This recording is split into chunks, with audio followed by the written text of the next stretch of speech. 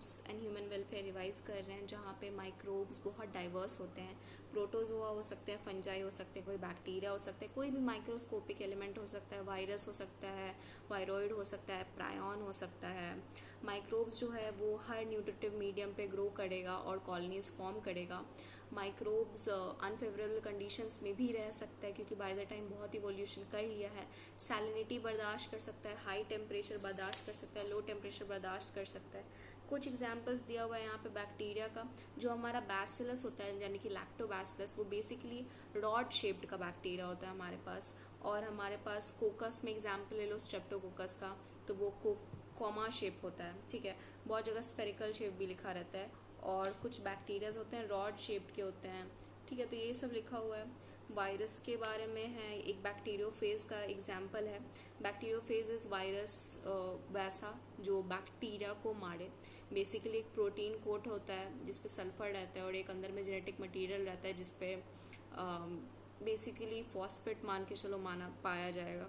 और कुछ कुछ रीजन रहता है, जैसे कि हेड, कॉलर, टेल वाला रीजन रहेगा, ठीक है। और फिर कॉम्पैक्ट रॉड शेप्ड वायरसेस का है, जिसको मोज़ाइक वायरस बोलते हैं हम लोग, टोबैको मोज़ाइक वायरस बोलते हैं, TMV, ठीक है। और इसके बारे में शायद आगे भी दिया हुआ है। और ये कुछ पेट्री डिशेस पे फंगल है जो कि ग्रो कर रहा है। तो बेसिकली जब हाउस होल्ड प्रोडक्ट्स का बात करें तो एक बहुत कॉमन एग्जांपल सबके माइंड में आता है, दैट इज़ लैक्टिक एसिड का बैक्टीरिया LAB।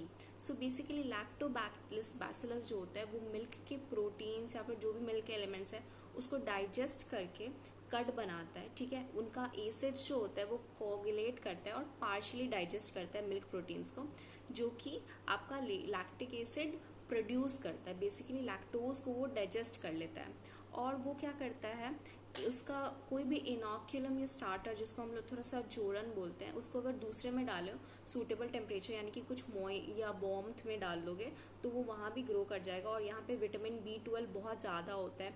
इवन प्रोटीन का कंटेंट मिल्क से भी ज़्यादा होता है। और रिच इन विटामिन B12 और स्टमक के लिए बहुत अच्छा होता है, बेनिफिशियल होता है। चेकिंग डिजीज़ कॉजिंग माइक्रोब्स, अगर किसी का पेट वेट ख़राब है, दही खा लो थोड़ा तो पेट ठीक लगने लगेगा।